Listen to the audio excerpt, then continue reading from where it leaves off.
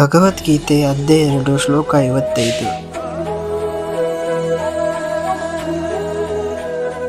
ದೇವೋತ್ತಮ ಪರಮ ಪುರುಷನು ಹೇಳಿದನು, ಪಾರ್ಥ, ಮನಸ್ಸಿನ ಕಲ್ಪನೆಗಳಿಂದ ಉಂಟಾದ ಇಂದ್ರಿಯ ಸುಖದ ವಿವಾದ ಬಯಕೆಗಳನ್ನು ತ್ಯಜಿಸು.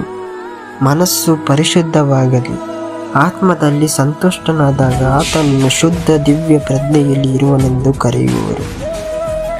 ಶ್ಲೋಕ 54ರಲ್ಲಿ ಅರ್ಜುನ ಕೃಷ್ಣನಿಗೆ ಕೇಳ್ತಾರೆ, ಅಂದರೆ ದಿವ್ಯ ಪ್ರಜ್ಞೆಯ ಮನುಷ್ಯರು ಹೇಗಿರ್ತಾರೆ ಅಂತ. ಅಂದರೆ ದೈವದ ಮನೋಭಾವ, ದೈವದ ಒಂದು ಮೈಂಡ್ಸೆಟ್, ದೇವರಲ್ಲೇ ಬೆರೆತಿರ್ತಲ್ಲ, ಅವ್ರಿಗೆ ಮೈಂಡ್ಸೆಟ್ ಹೆಂಗಿರ್ತಾರೆ ಅಂತ ಅರ್ಜುನ ಕೇಳ್ತಾರೆ. ಇಲ್ಲಿ ಕೃಷ್ಣ ಆನ್ಸರ್ ಮಾಡ್ತಾರೆ, ಮನಸ್ಸಿನಲ್ಲಿ ಉಂಟಾದ ಕಲ್ಪನೆಗಳು, ಆಲೋಚನೆಗಳು ಅದು ಮಾಡಬೇಕು.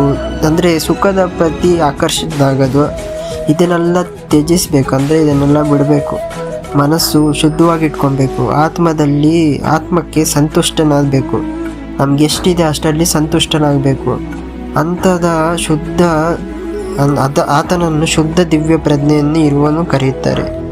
ಅಂಥವರಿಗೆ ಅಂದರೆ ದೇವರ ಒಂದು ಮೈಂಡ್ಸೆಟ್ಟು, ದೇವರ ಒಂದು ದಿವ್ಯ ಪ್ರಜ್ಞೆಯಲ್ಲಿ ಇರುವನೆಂದು ಕೃಷ್ಣ ಅರ್ಜುನನಿಗೆ ಹೇಳ್ತಾರೆ.